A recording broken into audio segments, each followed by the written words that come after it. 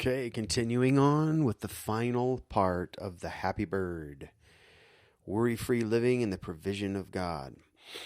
Now, for a lot of you, including myself, that has been a challenge to do, to live worry-free in the provision of God and in every sense of the word, not just monetary.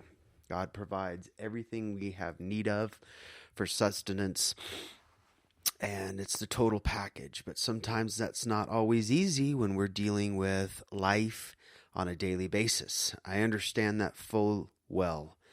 And that's one of the main reasons why the Lord put it on my heart to share this with you, is that, look, you are listening to somebody that has gone through mental anguish and torment in the way of not knowing where the next dime is coming from, or wrestling with the fact that, should I work? Should I engage in the call?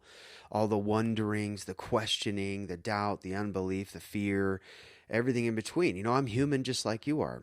And so I'm so thankful, though, that He has brought us through to this point of learning how to trust Him more and to live in a worry-free existence. Not that we don't worry, but it's we've grown to the point where it's just like, okay, what do you have to lose type of thing.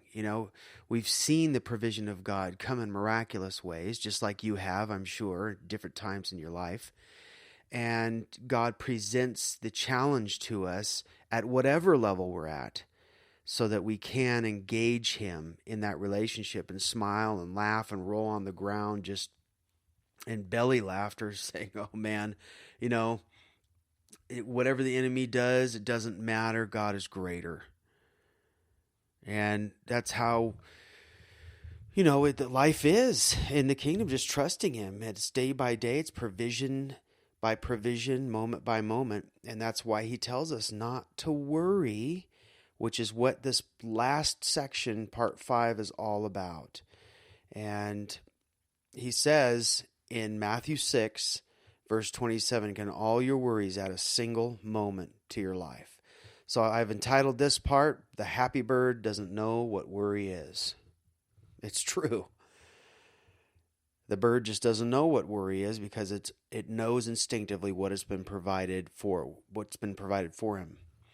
Verse 34 of Matthew 6, do not worry about tomorrow, for tomorrow will care for itself. Each day has enough trouble of its own. We know that to be true, is that each day presents its own challenges, its own joys, its own victories, and everything else in between. That's why our life and breath and movement is in the present.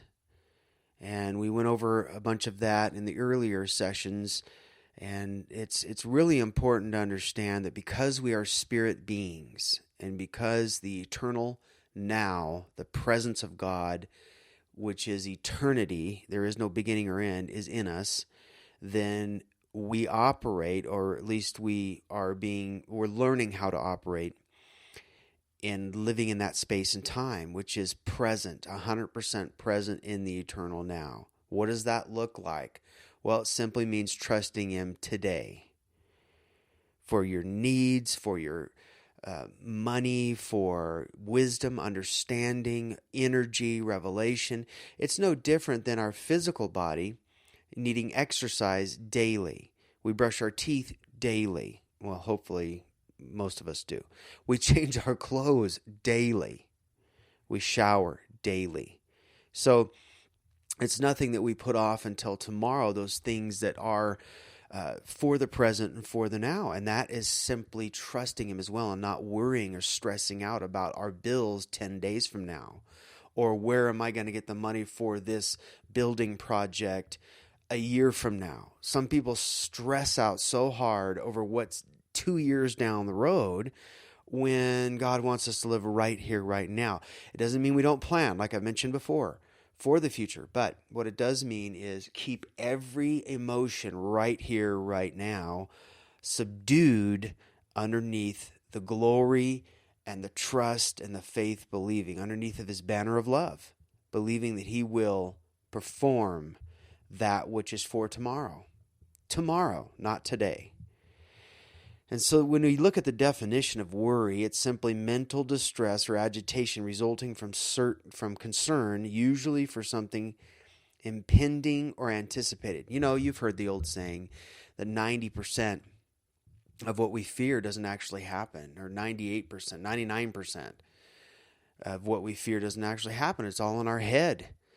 A lot of it's right there in our soul because of past events. See, we're so concerned that what's going to happen now is going to look exactly like and have an outcome like what happened 3 months ago or a year ago. But God never does the same thing twice, usually. And he brings another situation about a different type of meeting, a divine appointment. It's a new day, so it doesn't mean that it's going to have the same outcome. Now, if you're expecting the same outcome, then we get what we think, don't we? A lot of times, it's as a man is, that's what he thinks. He thinks, and that comes to pass. And we're caught in the middle saying, wow, how did this happen again? I've been here before. It's because we were fearing and dreading the worst fear to come upon us. But if we're just simply trusting and not hoping, trying to hype it up, saying, oh, I trust. Okay, 5 minutes from now, okay, I'm trusting. All right, well, I'm fearing again. Well, okay, Lord, thank you. I'm not anxious. No, it's not that hyper stuff. It's just simply letting go, resting, and knowing that God is real and that he loves you and that he will take care of you. It may not look anything like it used to this time, but just know this, that he provides for the happy bird. The happy bird doesn't know what worry is. The happy bird is just content, existing and gathering and being what it was always created to be. And we keep reiterating this because a lot of times we need to be reminded. I know I do. Here's a little story by a lady named Joanne Farrow. And she says, what are some of the ill effects of worry? It can damage our health. It can cause us to suffer with headaches, stomach aches, heart problems, and a host of other ills. My husband Joe lost his job a couple of years ago. After several months of searching for a new job without success, he began to fret about his situation. One morning after spending fruitless hours on the internet, he told me, there are no jobs for me out there. I don't know what we're going to do. Less than 24 hours later, he suffered a near fatal heart attack. One of the reasons why the Bible warns against worry is that it has the potential to do God's children serious harm. It's no wonder then what Jesus said. Can anyone add a single moment to their life by worrying? A single hour, a single day?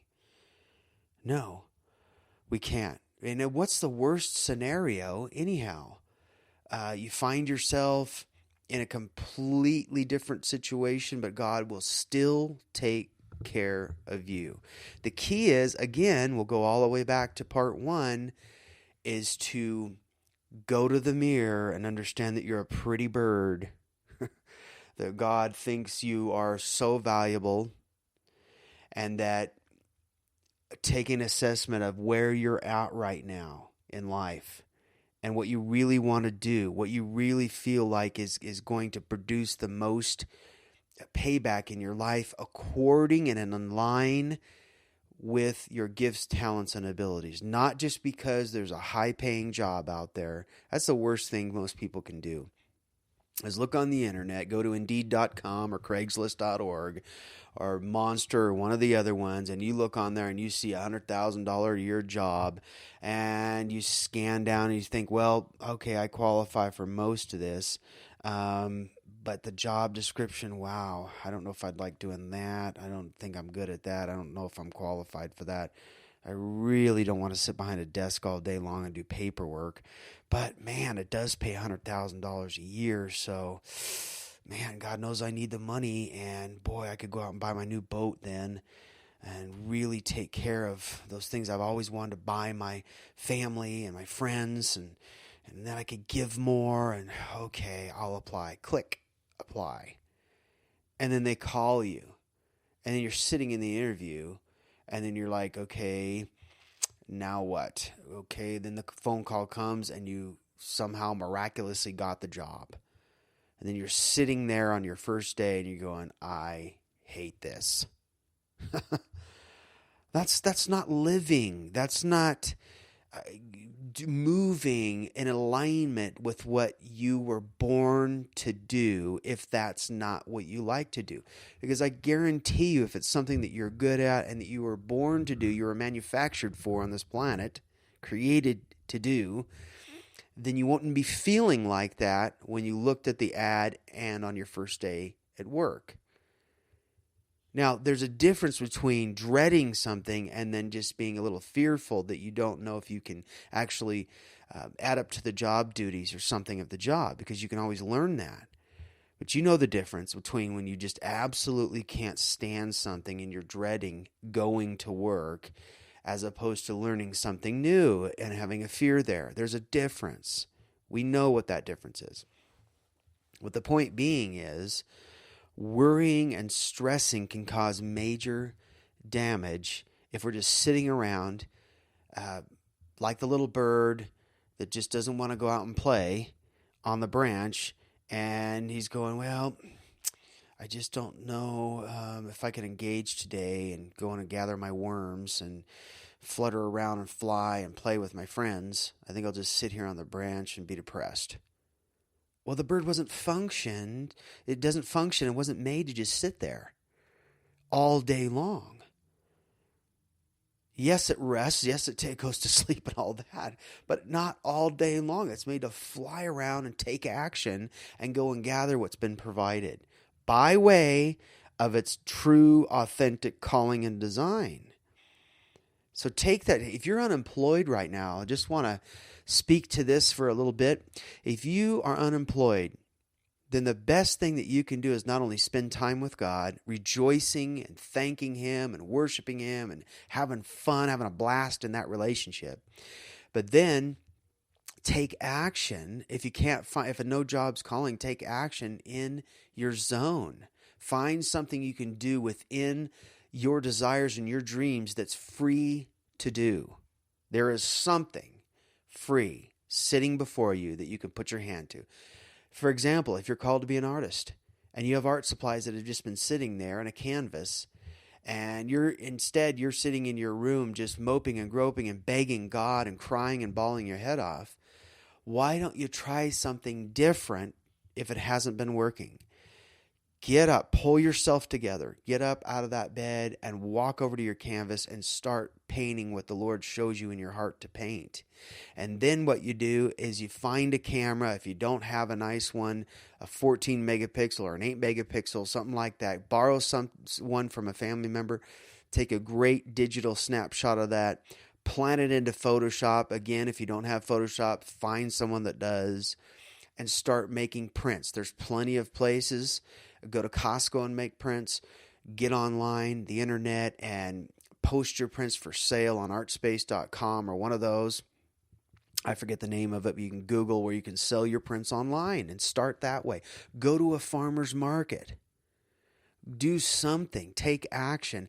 And then you'll find yourself being re-energized and going, wow, I really was made for this. I really was born to do this because it's effortless for me.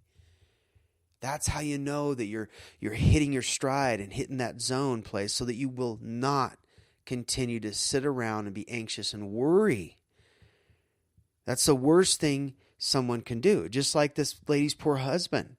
He's like, well, there's no jobs out there for me. I don't know what we're going to do. And then the next day he suffers a major heart attack because of stress. Now, Jesus was correct in what he said, that can worry add one moment to your life? It can actually shorten your life by stressing and worrying all the time. Here's an article by Mark Thomas, and it's entitled, Being a Worrywart Can Shorten Your Life. Almost everyone knows at least one person could very easily be considered a worrywart. Worrywart is a term that is used to describe someone who seems to worry about everything under the sun. This person will worry about any and everything he or she can imagine may happen. Commonly, overprotective parents are known as worrywarts. While this may seem harmless and is nothing more than an annoyance for the person being overly worried about, it is actually quite dangerous in terms of health. Studies have shown that people who are chronic worriers are prone to many undesirable side effects as a result. In fact, there's even research to support the idea that chronic worrying may actually shorten a person's lifespan. May actually shorten it. So there's lots of studies about this now. Why? Because stress is really one of the top two killers in America. I know that. And we stress about way too many things. We work way too many hours, have too many things on our plate. We get ourselves into major debt. And then we sit there and stress about it all day long. And then people die early because of it. Stress actually damages your DNA as well. New research indicates that chronic stress or worry, like the kind we experience in high-stress occupations, actually erodes and damages critical parts of our DNA over a period of time. This damage can this damage and erosion can increase our odds of living a shorter lifespan. The study showed that those under chronic stress exhibited shortened telomeres, and telomeres are the protective edges that bind the ends of DNA strands together. The damage of these telomeres leads to errors in how the DNA instructs cells to behave. So their length is directly tied to our longevity. We weren't born to stress and worry. We weren't designed to live like that. That's why the Lord says to rejoice always. In everything, rejoice. And when we find ourselves in various trials and tribulations, he says to rejoice. Why? Because he has it handled. God ultimately has everything handled if, in fact, we give him back his stuff that he paid for on the cross. Leave it there and don't pick it up every 5 minutes. I know it's difficult. There's times in my life when I have to check myself hard and say, whoa, where are you going? Why are you stressing? Or why are you moving in that direction in your mind and your thoughts and your emotions? And, my wife helps me with that a lot. She'll say, where are you going? And meaning that, where are you going in your mind? Where are you heading to? And it's funny because there's some people in our lives too where we liken it to a plane that's flying, and then all of a sudden you see it nosediving and heading straight for the ground. So Amy will say, pull up, pull up, pull up. And she'll laugh a little bit, but it's a real good indicator that someone's going there in their mind, nosediving. So she'll just say, pull up. And it's true. We have to have people around us that'll help us. And not only that, but we need to do it ourselves in order to stay in an even keel and an even flight pattern in our emotions so that we don't have these highs and lows. And if you're drinking a lot of coffee, like I have been used to doing, you might want to taper off that because it's really helped me from the highs and the lows with those caffeine drops. And since I cut that out mostly, I don't have those, and it's wonderful. I'm feeling a lot better by changing some diet habits. So it does damage our DNA structure, the very cells of our being. And that's why he reiterates over and over again, fear not, stress not, worry not. I have it handled. Why do you worry about these material things? Store up your treasures in heaven. And in doing so, when I do bless you, it won't consume you or have a hold on you. Debt-free living, we're not quite there yet, but we are heading that way. We don't have major stuff, but, we'll always be in some sort of debt. People that say you can be zero free completely. Well, and not really if you live in America or the Western nations, because you still have like cable bills, or you have phone bills, your cell phone, the little odds and ends, and that's considered debt. It's more of a liquid type of thing where you can get out of it if it's month to month or something, but you're still going to have some because you have to live, right? But we're talking about major stuff that you get into that is just not necessary. And that really brings stress too. If you don't really need it and you can't afford it right now while you're moving and engaging towards your passion, then consider liquidating some of that stuff because you'll always get it back someday. So if you have to make those adjustments now, why not? Do it. Nobody's stopping you. You can always get it back someday. But right now, the whole key is to be in position to be able to engage in that which you love to do so that you can go out and gather freely. It will just come. It'll begin to come in. It'll be easy to gather when you're hitting your stride and your flow of what you love to do. The birds of the air usually do not store up food unless it's a harsh winter, and they need some food storage. But much of the time, they just go and gather on a daily basis what's already freely provided, like we've mentioned. They don't sit around wringing their wings, panicking about their next meal and where it's going to come from. They merely take up their wings and go find it. They take action using their ability, and they go. They don't just sit and wait for a word to get what they need. They instinctively go because it's what they do and it's what they are. They do not worry. The key is remaining in the element you were designed to be in and not looking around at other animals, wishing they had one of their body parts to get food the way they do. You get the point. Sitting around wishing and dreaming it's going to happen, one day when my kids graduate from college. One day when my kids are out of the house. One day when I'm out of debt. One day when I get the energy and the motivation. One day when I save up enough money. That's a big one. A lot of excuses there. Well, one day when I have enough money in the account, I'll engage in doing something towards starting that business. Never mind needing a website. Never mind needing business cards. Never mind needing a business license. Never mind getting the education right now for that business. I'll do it one day when I have enough money in the bank account. Well, one day is just not going to happen. Today is the day. Today. Go now. Today. Right now. You can do something. And then you'll find yourself down the line one day having built this infrastructure for your business already. And a lot of it didn't take a lot of money. But you'll be excited about it because then when you're ready to go all in, then you'll have all of that in place. But there's certain things that have to happen first that you can totally engage in to make that business professional and credible and desirable. And by all means, don't throw together some cheapo, ugly-looking website or some tacky-looking cards that people look at and they're like, oh no, where did you get this from? You can find things.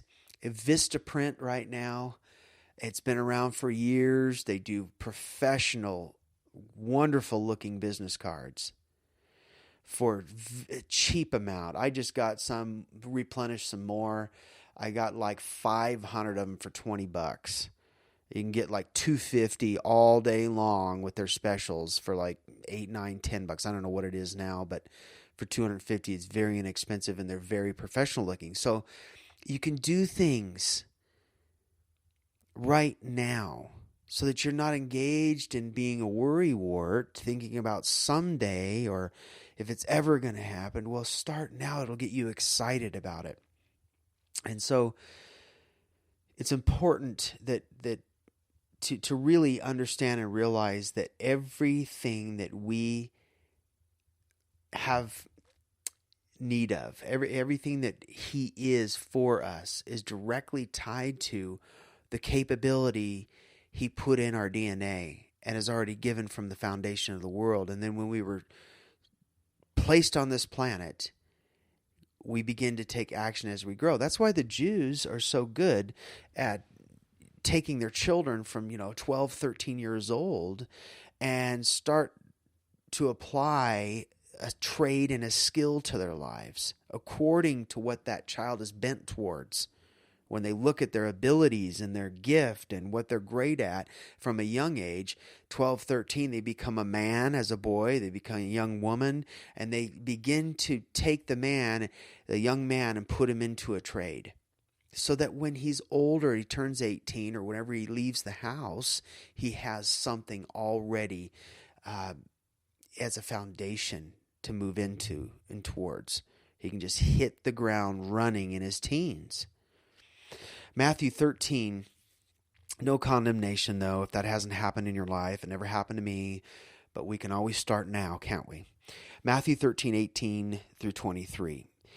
Hear then the parable of the sower. When anyone hears the word of the kingdom and does not understand it, the evil one comes and snatches away what has been sown in his heart. This is the one on whom seed was sown beside the road. The one on whom seed was sown on the rocky places, this is a man who hears the word and immediately receives it with joy, yet he has no firm root in himself, but is only temporary, and when affliction or persecution arises because of the word, immediately falls away. And the one on whom seed was sown among the thorns, this is the man who hears the word, and the worry of the world and the deceitfulness of wealth choke the word, and it becomes unfruitful. The worry of the world, the things that grip at us and grab at us on a daily basis, choke the word that's spoken. Don't allow it to. The choice is yours to take what is being spoken to you right now, listening to this series, listening to the sound of my voice. You have a choice to make. Are you going to pick up and run with it, or are you going to let it fall to the wayside and just remain unfruitful? You know, the parable of the talents. I do a whole nother teaching on that, and you're going to see more and more of that come out on our website. But the parable of the talents is simple. It's straightforward to understand. The only thing that's required is to take action, so you become like the wicked, lazy servant that produces nothing with what was given to him first, free of charge. So that you know the story. The landowner gives the amounts.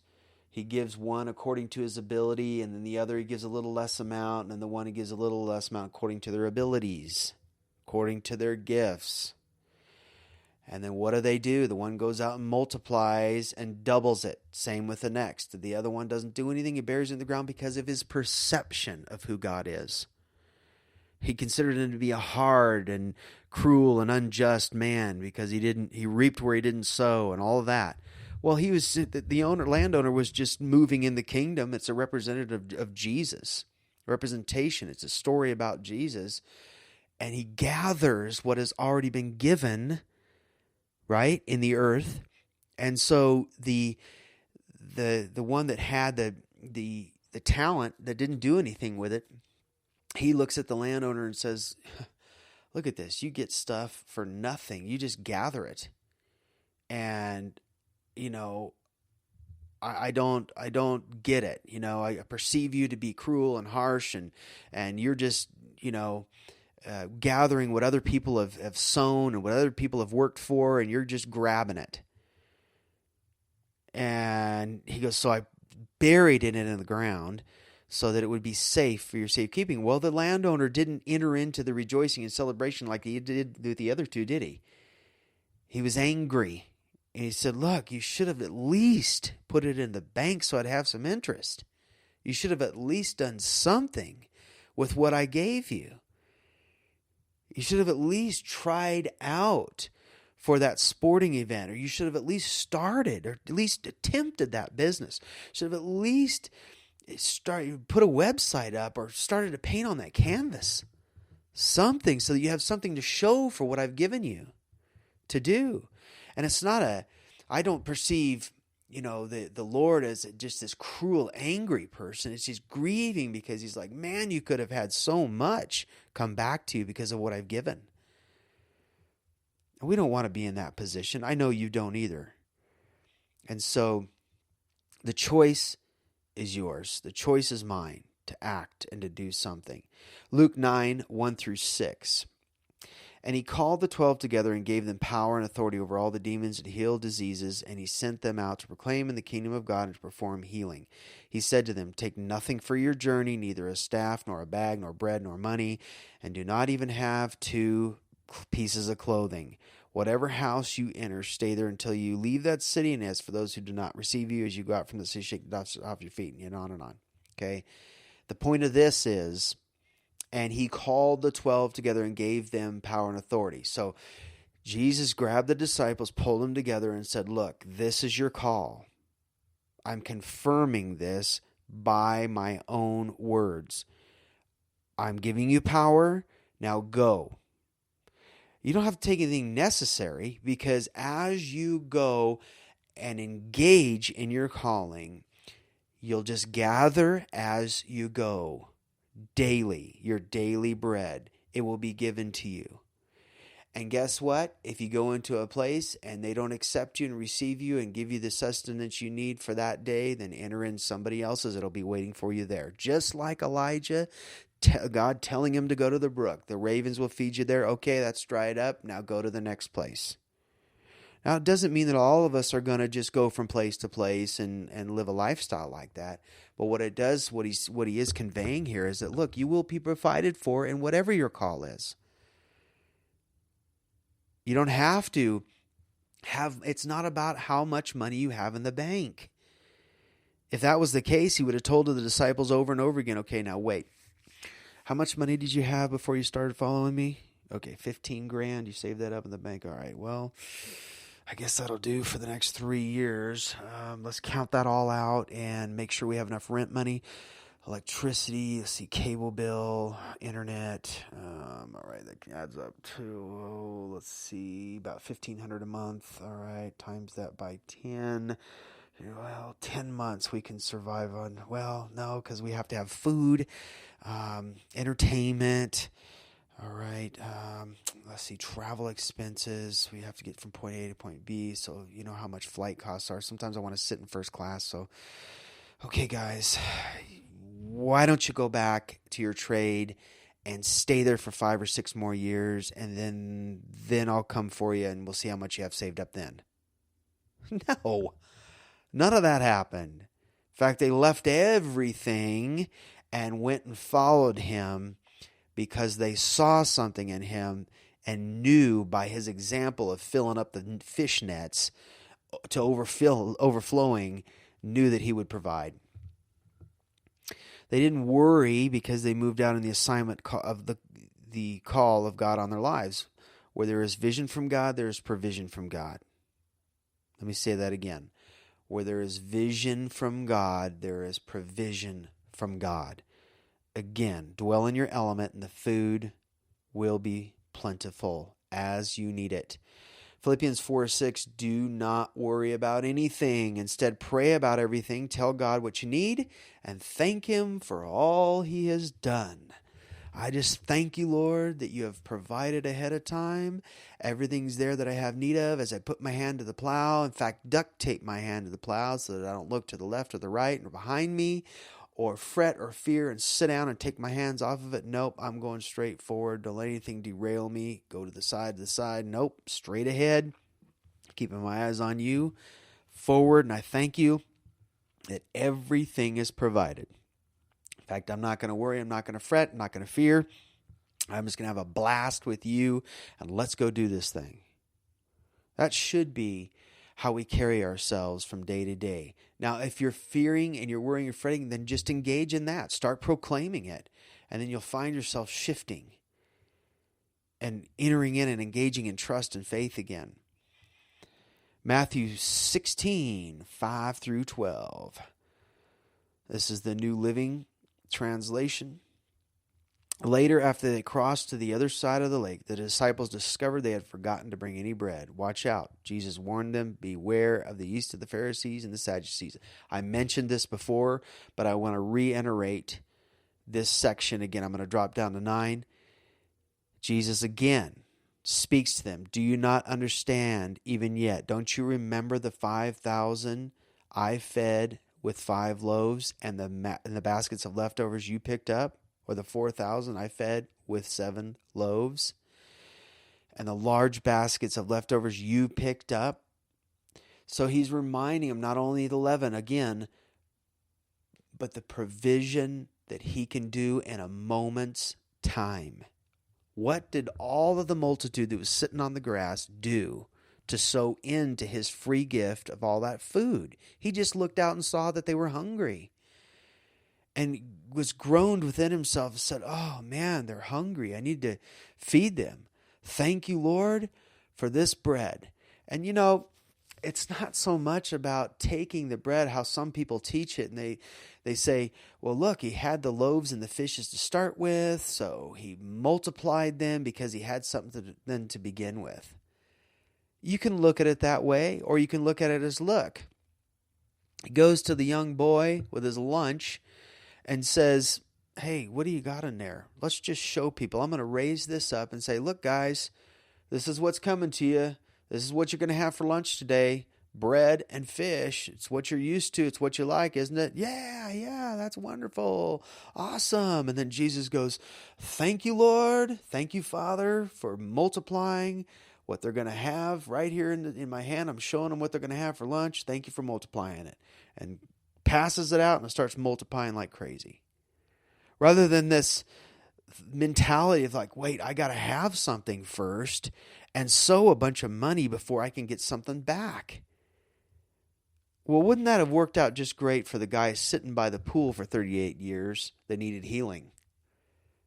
And he's like, oh, well, Jesus comes to him and says, what, do you want to be healed? And he's like, well, yeah, I've been laying here for 38 years and nobody has put me in the pool to when the angels come down to stir it so that I can get healed. And boy, I've been sowing all my money. I've been sowing for year after year after year. I've had millions, right, Jesus? And man, I've sowed. Now it's my time to reap, right? Because I've been sowing so much. No, that wasn't the case. If it was, we would have read about it.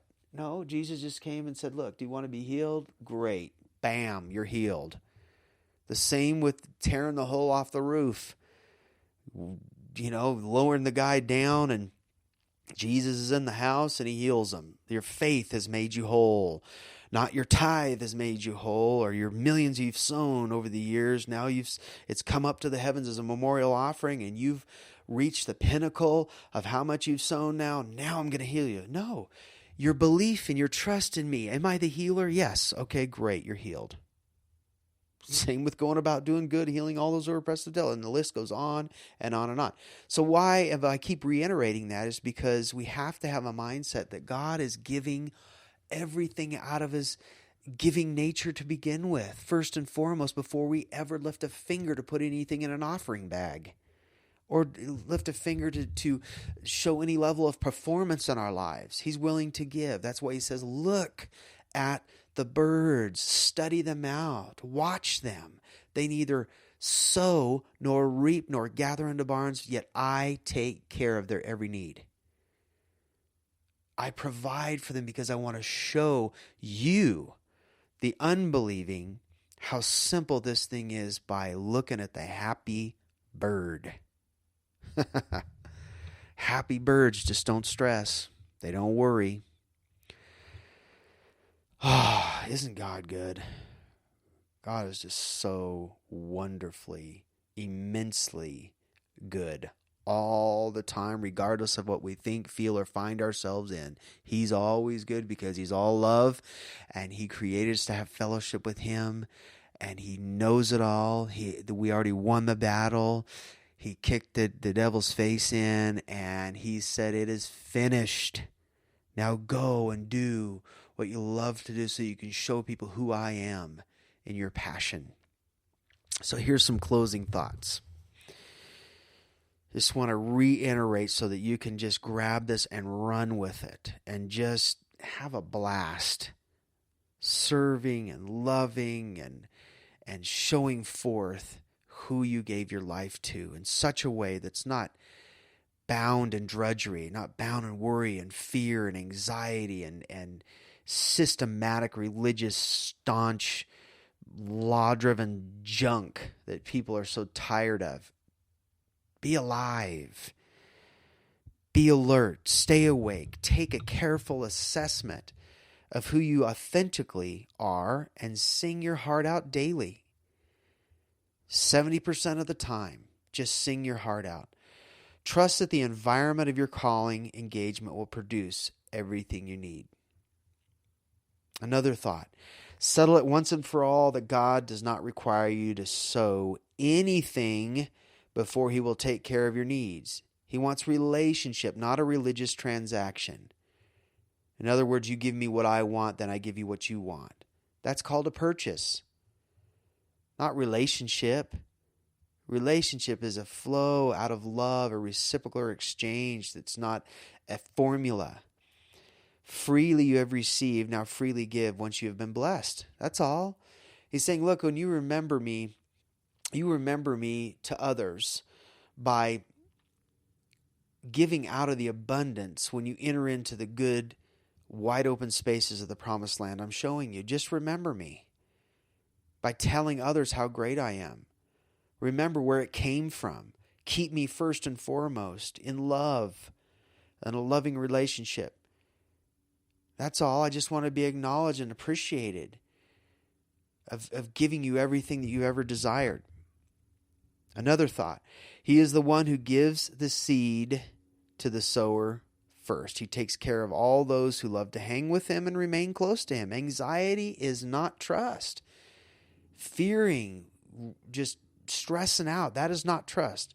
A bird is not anxious. It just sings and then goes and gathers with its abilities. It is authentic in every way, and because it is, the bird's needs are met time and time again. And then some of you may be thinking throughout this whole thing, well, yeah, what about the birds that are starving? What about those that are shriveled up and just aren't getting their needs met? Well, we live in a fallen world, and some of those birds do drop. But the point is, he's trying to make that for the majority of the population of the birds out there, they look at them, check them out, and see the principle behind it. Don't get caught up in looking at the negative aspect of, yeah, we'll just squashed a bird the other day and one was really mangy looking and it just died because it was malnourished. Or the birds that get caught up in the oil spills. Don't be looking at that. Look at the principle that he's trying to make. He is the one who gives the seed first. Just remind yourself constantly that you have been bought with a huge price. You're not your own anymore, and because you're not, you are now his. And he always provides for his own that live who they really are and do what they were born to do. And even if you didn't do anything, he'd still provide. He'd still love you just the same. But it's according to how much you want to thrive and how much potential you want to see in your life and reaching for the best that God has to give you. Moving into all those things he's shown you and wanted to give you from the foundation of the world. Why? So that it's not just for you, it's to be able to win others back to him and reconcile them back by doing what you love with a big fat smile on your face. But you're not going to win a whole lot if you just hate what you do every day. Just consistently remind yourself that you are his and that he does provide. And who you are matters. Because who you truly are, the world needs to see. They need to see somebody that's living in such a way that's not a copycat or a second edition of somebody else. No, it's the original you being shown forth for the whole entire world to see. And they look over and watch and they say to their friends, wow, now that's somebody that's really relaxed in their own skin. That's somebody that enjoys thoroughly who they are. And look at them. They don't even care what people think.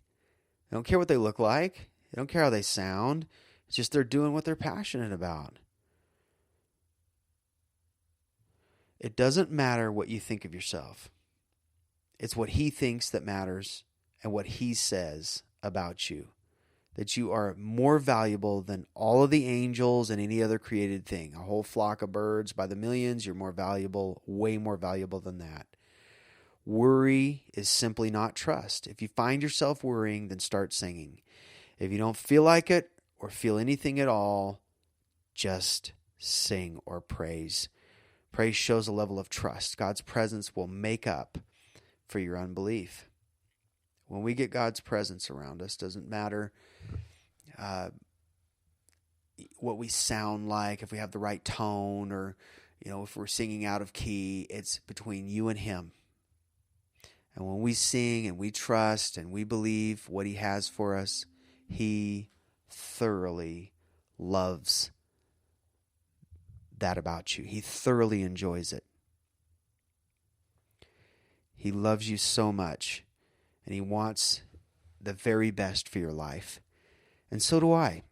That's the reason why I do what I do. Just simply, and maybe you've heard a lot of this before. Maybe it's just a simple reminder of, hey, I need to look at the birds a little bit more and not worry whether I've sown enough money or if I've sown anything at all. He's still going to provide, and I can live my true self and be who He's wanted me to be. I just need to start engaging in that process.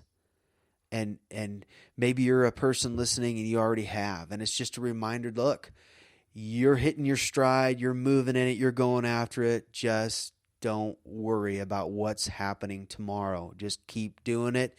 Keep loving Him and enjoying Him and gathering as you go. And don't stress about money or finances, how it's going to come in, where it's going to be seen, when it's going to happen. Leave the outcome to Him. Leave it all right there at the foot of the cross, because it's finished. Okay, I hope you've enjoyed this. I'm going to wrap it up there.